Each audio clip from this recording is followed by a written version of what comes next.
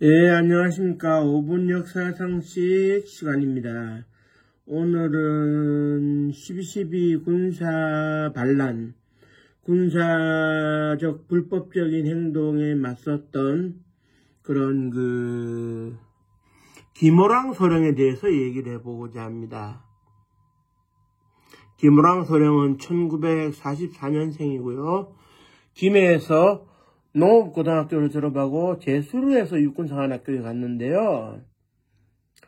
그 개인의 이력에 대해서는 이미 알려진 게 많기 때문에 굳이 설명을 드리지는 않겠습니다.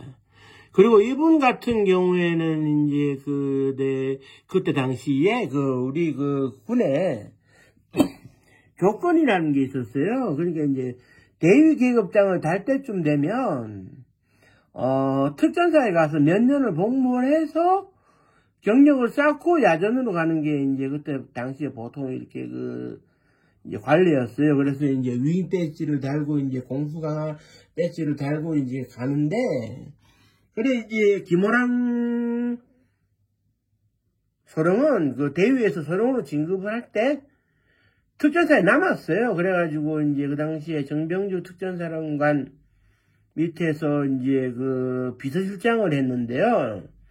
78년도에 이제 소령으로 진급하고 비서실장으로 있었는데, 1979년도 12월 12일 그날 밤에 이제 김호랑 소령이 이 세상 마지막 날을 맞이하죠.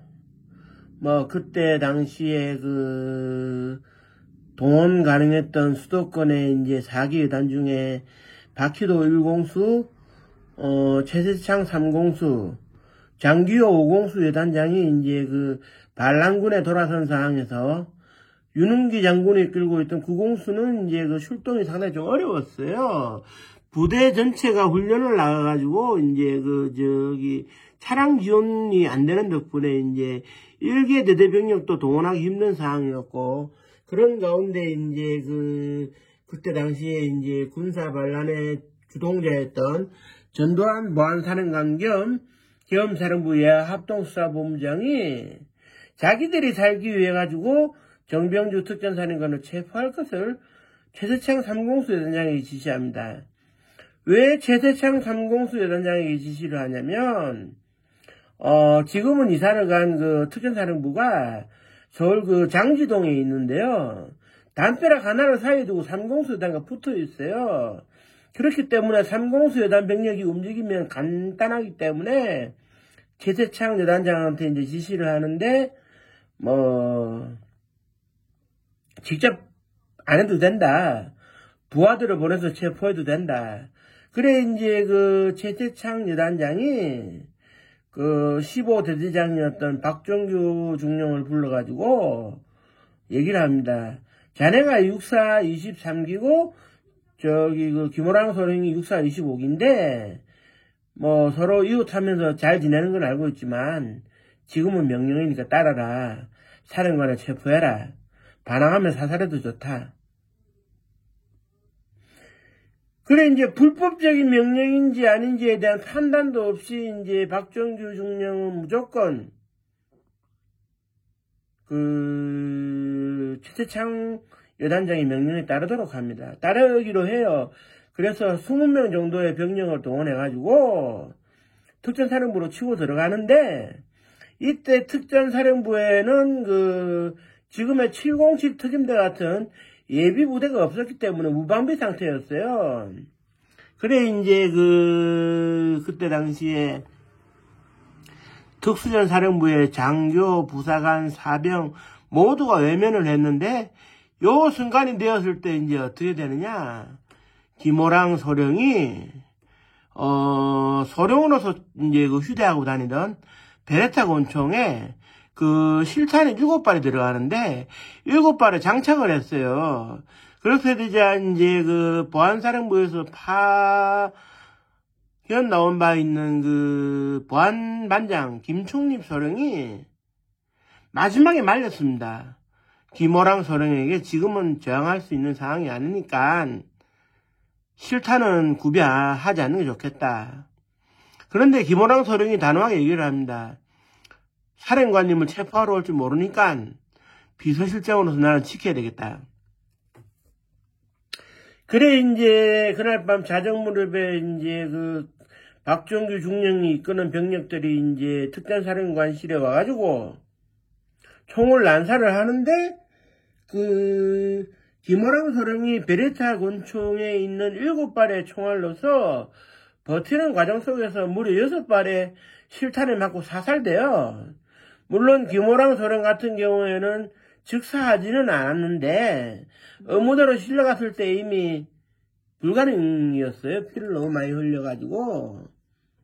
그리고 이제 그가 끝까지 모시려고 했던 정병주 특전사령관도 웬 이제 팔뚝에 총상을 입고 이제 강제로 체포를 당했는데 저는 그렇게 생각합니다.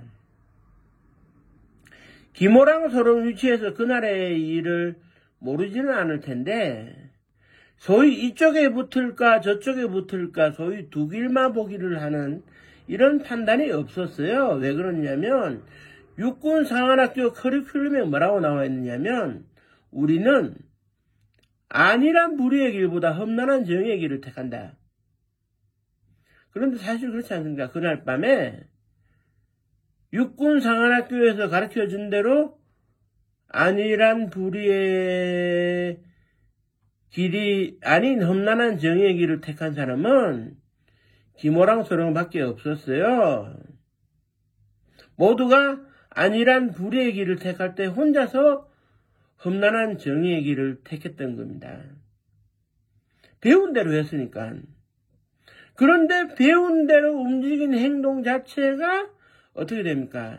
실탄 6발을 맞고 사살되는 거라면 육군 상한학교의 커리큘럼이 문제가 되는 것이고 엉터리 커리큘럼으로 가르친다면 차라리 육사는 폐교되어야 마땅한 것이 아닌가.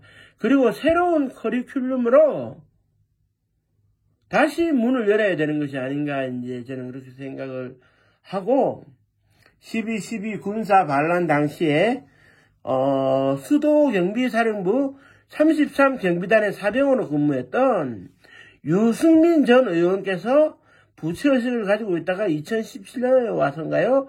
김호랑 뒤에 이제 1990년 중령으로 추서가 됐는데 김호랑 중령에게 보국훈장을 줬어요. 보국훈장 3일장인가를 준 걸로 알고 있는데 국회에 의결을 거쳐가지고 사실 그렇습니다. 태극 무공훈장을 받아야 될 사람은 6발의 실탄을 맞고 그저 현충원에 누워있는 채로 어떠한 대접도 받지를 못하는데 그때 안일한 불의의 길을 택했던 사람은 전두환 장군이 태극 무공훈장을 받는 등 훈장 장치를 벌였어요. 훈장 잔치를 벌였어요. 항상 그 어떤 순간에도 뭐라 그래야 됩니까? 안일한 불의의 길을 포기하고 험난한 정의의 길을 택하라고 했는데 험난한 정의의 길을 택한 유일한 군인 김호랑 소령이 받은 대접이 뭐였습니까? 물론 김호랑 소령이 지금 와가지고 저 하늘에서 나에게 훈장 주지 않는다고 뭐라 할 사람도 아닙니다. 마지막까지 자기의 임무를 다하다가 죽은 이 멋있는 군인의 모습만 보여준 것만 해도 대단한 겁니다. 군인은 배운 대로 자기의 임무를 수행하다 죽는 것이 명예로운 걸 알아야 됩니다. 불법적으로 반란군에 가담해가지고 상관 살인이나 버젓이 저지르는 이런 군인들이 지금까지 득세해 왔지 않습니까? 김호랑 소령은 지금까지 어둠에 묻혀 있었어요. 이런 분들이 조명이 되지 못한다면 육군 상한학교에서 교육을 받는 생도들이 뭘 배우겠습니까? 지금과 같이 계엄령으로 사회가 혼탁하고 해병대 채모 상병이 사망한 사건 수사와 관련돼 가지고 올바른 수사를 하려고 했던 수사단장 박정훈 대령이 코너에 몰려있는 이런 상황을 보면서 누가 따라하겠습니까? 개죽음인데. 그러나 저는 그렇게 생각합니다.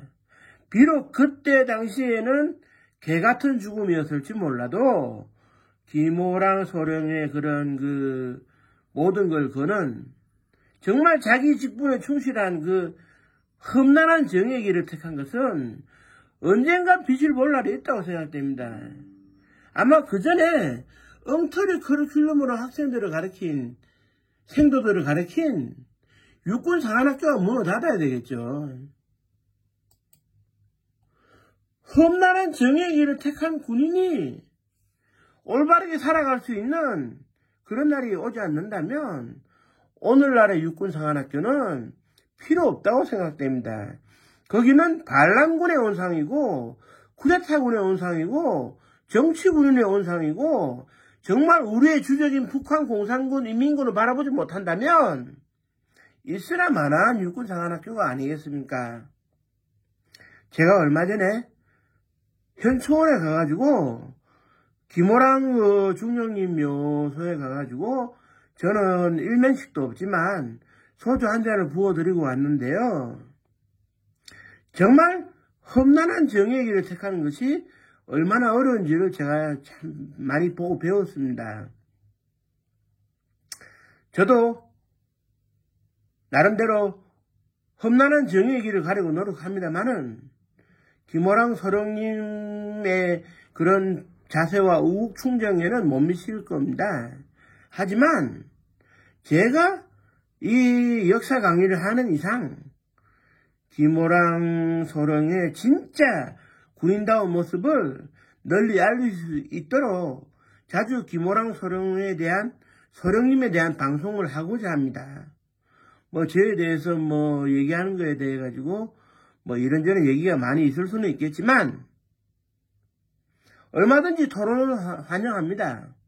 토론 환영하고 댓글도 환영하고 비판글도 환영하니까 많이 관심 가지고 지켜봐 주시기 바랍니다.